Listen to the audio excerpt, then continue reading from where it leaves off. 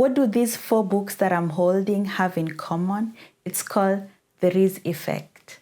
Hi, my name is Florence, and welcome back to my channel, the One More Book podcast. And if you're listening to this on my podcast or on Spotify, hi, and welcome back to another episode. Today, I want to talk about these books, which are included in a collection that I have.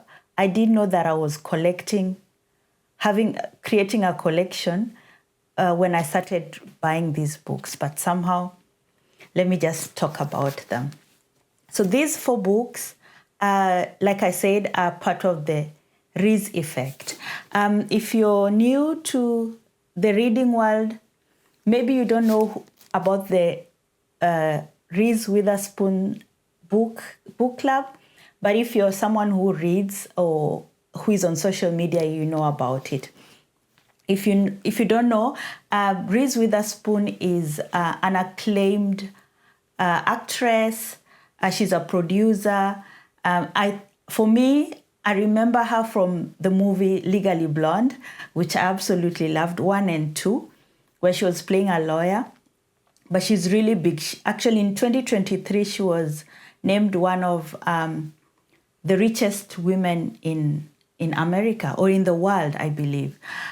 She's a world acclaimed actress. She's won so many awards. We kind of, if you see her face, you'll probably recognize her. And she started a celebrity book club called Reese Book Club. And it became big. It became really big, like most of these celebrity book clubs. And the books that she chose, or the books that she chooses for the book club, have gone on to be sensational in the literary world.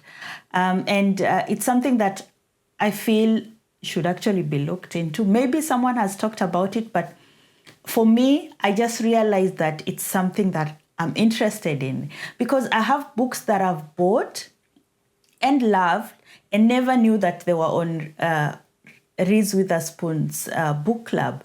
And there are some that I'm reading later and I'm just thinking, why are they even there? So the question is a book considered to be good before or after it is picked up by the Reese Witherspoon's book club? So I have like a sort of a deep dive into it. It's not really deep because I haven't read a lot of books on her list. I've only read I think maybe 6. But I thought it was just an interesting topic. So I would first start by saying that being picked up by the Reese Witherspoon book club has a significant impact on the career of these authors. And because the book club has a really big following. It has a big following, and it also she owns a production company which buys the rights to these books. So some of these books have been turned into series and into films. So she just, being picked up, spotlights this book and spotlights these authors in several ways. And there's just, the result is overwhelming. And number one, there's the boost in sales. Of course, when you're picked up, there's an immediate surge in sales for these books. I remember watching an interview by Tia Williams, whose book I read. This is 7 Days in June. And this was a Reese Witherspoon book club pick. And I remember when I watched an interview by Tia Williams, she talked about, she was a writer, but during the day she had a day job. So she writes for magazines and online publications, but she also wrote on the side. So when 7 Days in June was picked up, there was such a surge in sales, and it enabled her to actually retire from her day job and just concentrate on writing fiction. So that is what is called the Reese effect. And there's a sustained sales because the more people found out about the book or find out about these writers, the more people want to buy more from them. So it's just, it's a big marketing for the book and for the writer. That is, of course, as a result of the increased visibility. The book club has a lot of members, and on social media she has a lot of followers. This creates a social media buzz, and the buzz around it, of course, increases the sales. And all the bookstores, Amazon, online platforms that sell books, of course, rush to make sure that they have copies of this book because they know the increase in sales that they're going to get. So this just pushes the amount of books that are sold. Of course, this leads to career opportunities for the writers because there's new readers that are now getting to find out who this author is. There's an increased demand for past and future works by the authors because, of course, now they are known.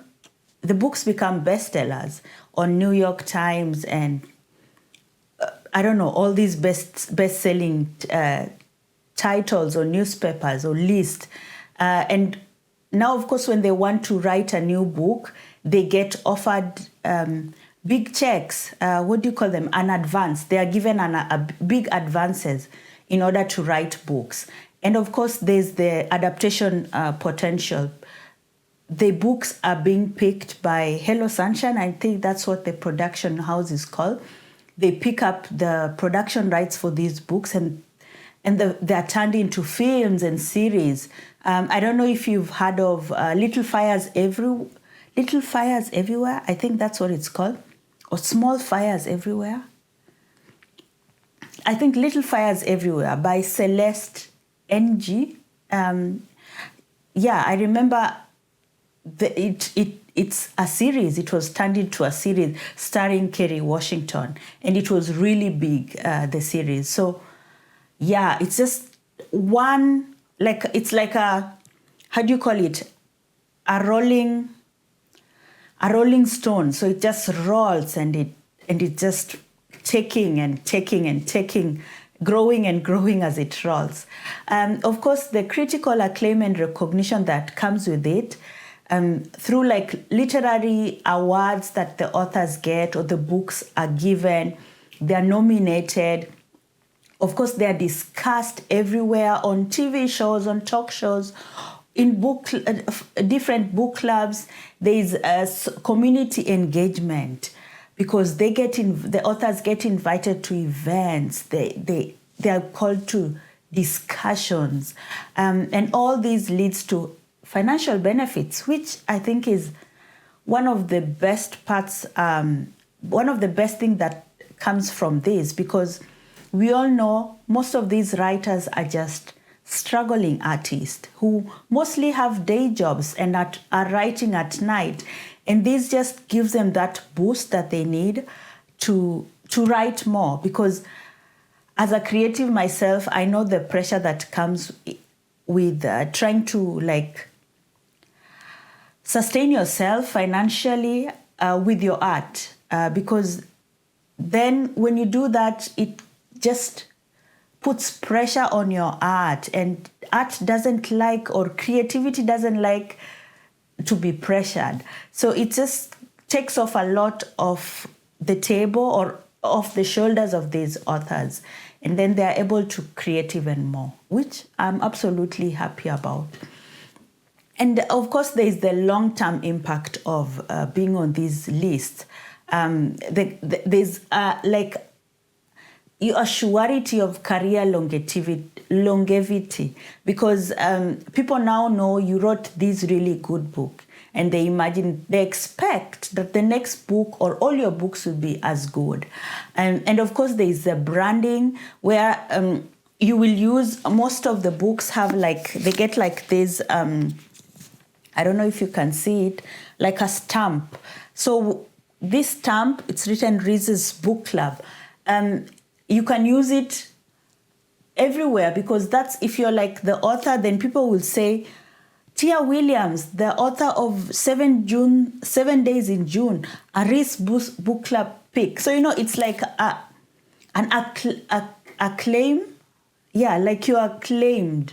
Or like an award. Yeah, it's like an award that you add to your name. So in summary, I would say the Reese Book Club is a transformative experience for authors, for books. The combination of the financial success, increased readership, and the enhancement of career opportunities is just, it's like a glow. Yeah, it's just like when a light shines on you, a spotlight is put on you, and you're given opportunity to just show yourself in a good way. So it is a good thing. And back to my question about if a book is considered good before, or is it considered good because it is on the list? It's a multifaceted question, because I would say the books that are chosen already have like pre-existing quality, because they talk about themes that are important, like women empowerment or self-transformation or self-development. And of course, that depends a lot on Reese's tastes and values. But they also just have like social proof because they already exist. So of course, I'm sure her and her team do a lot of research before they pick out these books, which on the other side leads to critical and popular success for these books. So it's like on one side, they are a success because they are popular, and on the other side, are they really literally success? I don't know. That's really up to the reader, I think. That's up to you as a reader. And for me, for example, I would say from the books that I have read, I think 6 books. I have read Untamed by Glennon Doyle. And I remember I still remember because I read it on Audible, but I can still remember the theme. I know she separated from her husband. She was in a relationship. She had children. She separated from her husband, and she was finding herself just through life. And then she got into a new relationship, a same-sex relationship, with this ex-football player. I think so. Her partner plays for, or used to play for the American soccer team. And she talks about, it's a journey, a self-discovery journey, which I enjoyed.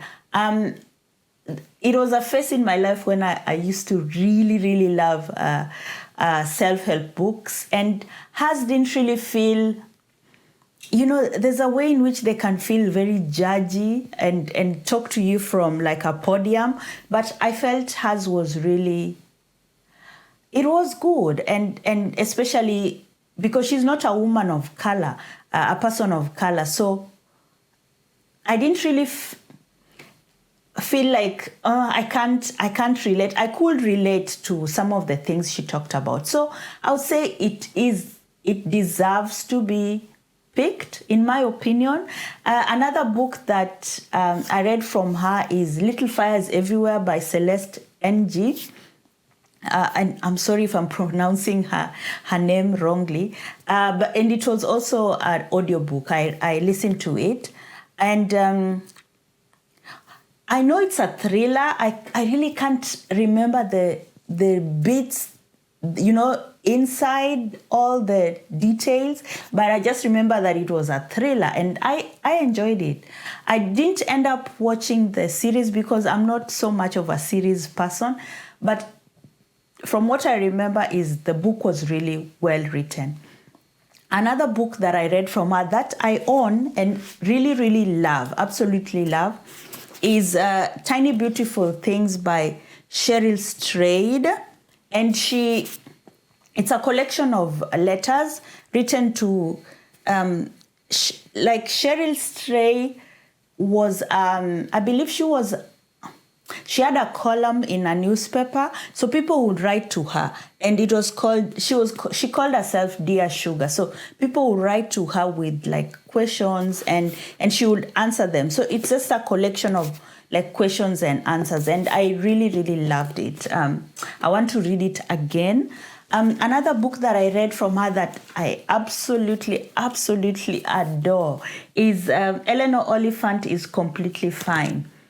And it even won Book of the Year. I listened to this also on Audible, but I had to get the physical copy. And this is, I don't know how to describe this book. It has at the end, things come out that you didn't even expect.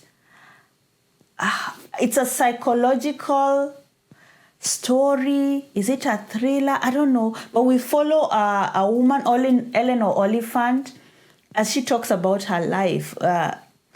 It's really, really good. I mean, this was good. This I absolutely love.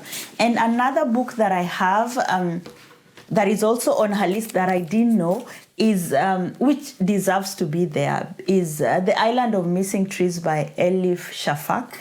And this is a story about two teenagers who fall in love, and they're from two opposing countries, Turkey and Greece.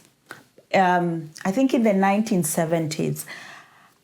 Absolutely, absolutely loved this book. Of course, I love Elif Shafak. This was her second book that I read, and I didn't know that it was on Reese's book. It was one of Reese's Book Club Pick. Absolutely loved it.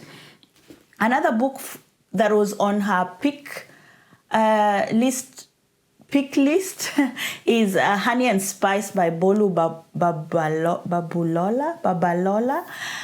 which I also quite enjoyed. I listened to it as an audiobook. It was fun. It was romantic. It was, fake dating storyline. I actually enjoyed it. I loved it. Another book of hers that I haven't read is Yellowface by R.F. Kwang. I got that for my birthday, so I'm looking forward to reading that. Yeah, so those are the books that I've read from her. One more that I did not love is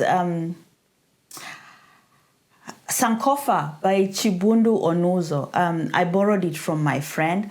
I didn't enjoy it. It's a story about a mixed race young woman who discovers her mother's notebooks, her mother's diary when she's passed away, and then she finds out who her father is. She never really had a relationship with him, and he turns out to be a dictator in an African country, so she starts to get to know him. I didn't enjoy it. I didn't. No, I didn't enjoy it. So I think it's just a matter of taste. All in all, I'm just happy that such opportunities exist. Maybe it's a thing of luck when a book or an author is picked up. Is it fair? I can't say, but I'm just happy for those who get picked, and especially women of color or people of color. And when the books are about women and women empowerment, we deserve to have such books pushed. So, yeah, those are my thoughts on the Reese effect. Have you read any of the books that I've mentioned or any of the books on our list? Did you know that this list even exists? And is it something that affects your choice of reading, of books that you read? Please share with me, and comment, like, and share this video, and follow me on TikTok, on Instagram, and also on my podcast for more updates. Thank you so much, and bye-bye. Keep on reading. Bye.